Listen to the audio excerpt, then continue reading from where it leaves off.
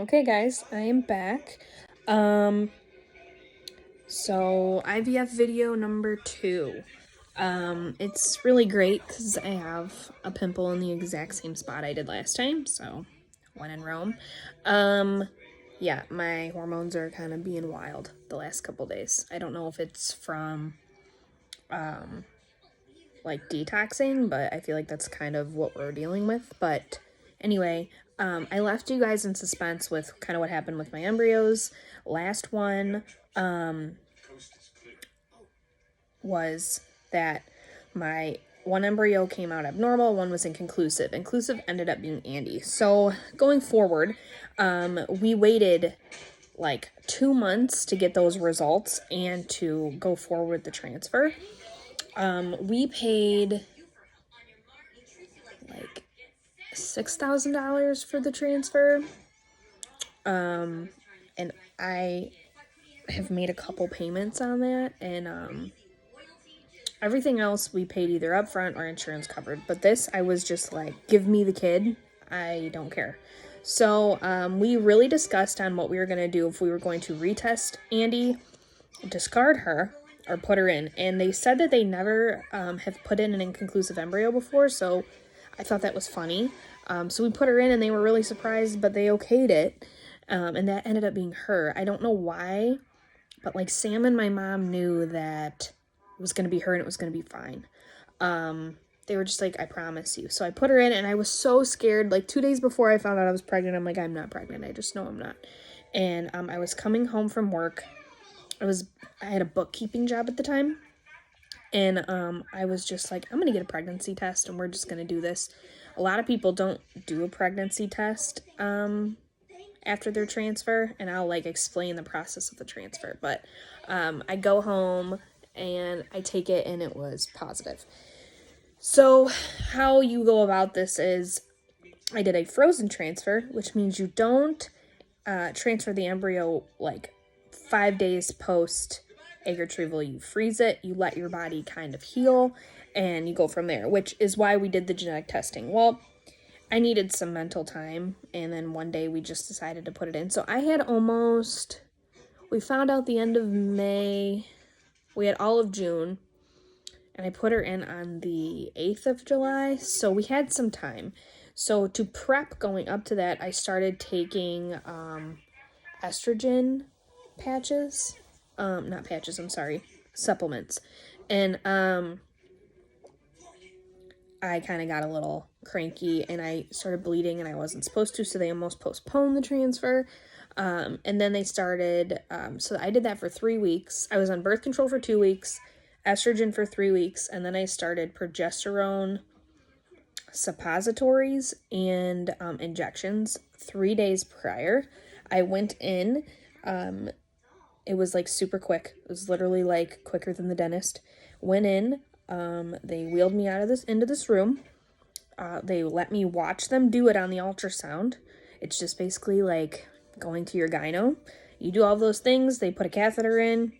They put a smaller catheter in that catheter. And they put the baby in, and you literally watch it. And you can't see the embryo. You see the bubbles, though, from the catheter. So I have a video, and I will show it one day, of her getting put in there. So it was kind of crazy. And then, yeah, you go and you sit in a room for like 30 minutes, and then you just get up and go. And they recommend pelvic rest for a day, so just kind of chilling out, and then go back to daily activities like you normally would, like if you were to get pregnant on your own. So I did that, and I kind of like pretended like nothing happened for a couple of days. Like the first night, I'm like, I'm pregnant, technically pregnant, even though it hasn't taken yet. So I was like kind of enjoying that part of my life. I don't know, not in denial, but like ignorance is bliss, right? So 5 days rolls around. I think it's a Friday, or it's like a Thursday. And yeah, it was a Thursday. A Tuesday or a Thursday. Anyway, the 11th. No, the 13th. So 5 days later. So Wednesday, Thursday, Friday. So it was a Tuesday. I'm sorry. I'm coming home from work, and I go get a test, and I'm like thinking in the car, I'm like, I'm not pregnant. So this would be 10 DPO. No, it would be 11 because she was a 6-day transfer. So a lot of the times people can see a positive at this point. So I was like, I'm either going to see something or I'm not. Bright pink. Peed on it, bright pink. At the time I was still taking suppositories. I had to take those until 13 weeks. And then I was also taking injections. And I was going to take those until like 8 weeks, I think. Which are very painful. And the needle is huge, but worth it. So yeah, it was quite the journey. And anyway, a couple weeks later, like I want to say a week or two, I want to say I was almost 5 weeks, 5.5 weeks, and I was 3.5 when I found out. Started bleeding. I had a subchorionic hematoma, which means there's like a little blood clot from them doing the transfer. It just like kind of ruffled some feathers in there, I guess you could say.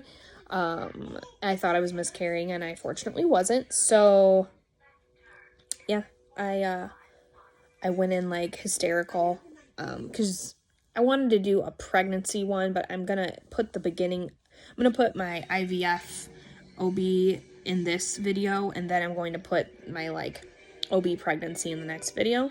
But I went 5 weeks and they saw the sac. 6 weeks you go and you see the heartbeat, you don't hear it, and I saw it. It was so cool. And then right before 7 weeks is when I was bleeding. So before my 7-week ultrasound, they made me wait like 3 days just to see, which was torture. I went in and they saw the hematoma and they were like, yep, that's what that is.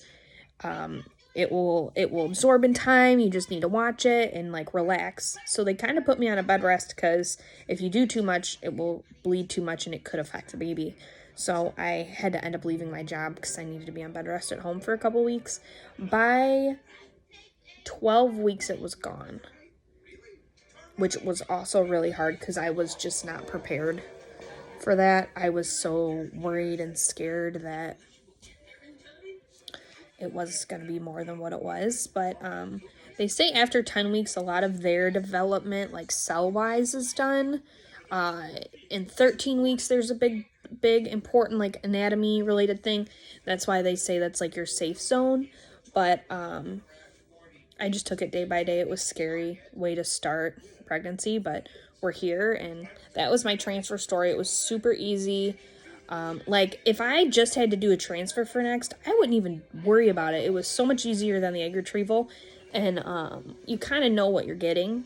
There are failed transfers, so that is something, that people run into and could happen, but I just try to stay as positive as I could. So anyway, I wanted to keep this short and sweet, so I'm not rambling.